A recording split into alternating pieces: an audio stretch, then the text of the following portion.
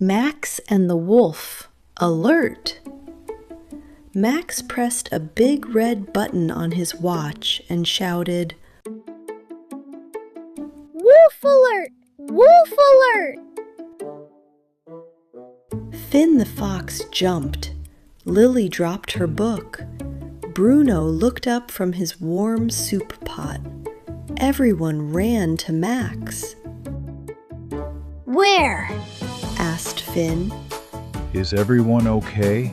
Said Bruno gently. Max grinned. "There's no wolf," He laughed. "I just wanted to see everyone run." Lily frowned a little, but didn't say anything. The next day, "Wolf alert!" Max shouted again.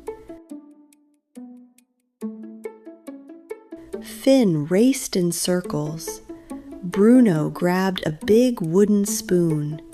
Lily hurried over, but again, no wolf. Max giggled. "Got you!" Later that afternoon, Finn didn't run this time. Bruno just peeked outside his cafe. Lily slowly closed her book. Max waited. No one came. "Huh." Max said quietly. Then, from behind the trees, crunch, snap, growl. Max's eyes grew wide. "This time, it's real." He whispered. He pressed the button again. "Wolf alert, please!" But no one moved. Max felt his chest feel tight. "What if they don't believe me?" He thought. Just then, Lily appeared. She had listened carefully. She had watched closely. She rang Bruno's bell. Ding, ding! Finn peeked. Bruno stepped forward.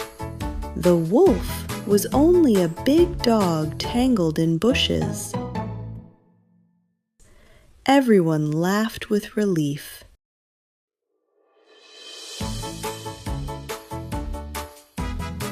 Max looked down. "I'm sorry," He said softly. "I shouldn't have joked when it was important." Bruno smiled and gave him a gentle hug. People listen when words are true. He said.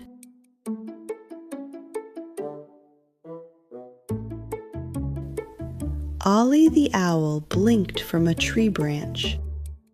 And honesty He added kindly.